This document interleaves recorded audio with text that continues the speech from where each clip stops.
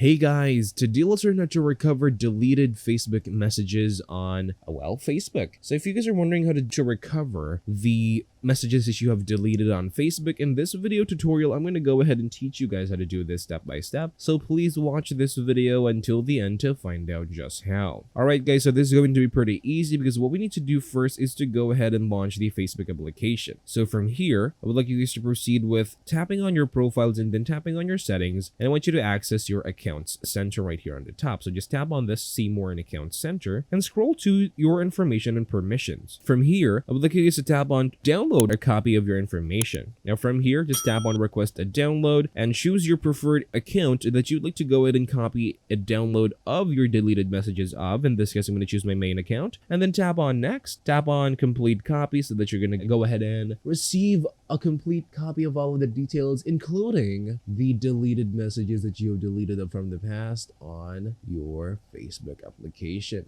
So technically, once that is done, just tap on submit request, wait for a few business days until this request is going to be ready for you to download and allow you as well to view your deleted messages on Facebook. And that is all for this video, guys. Thank you guys for watching. Please like it and subscribe, and take care.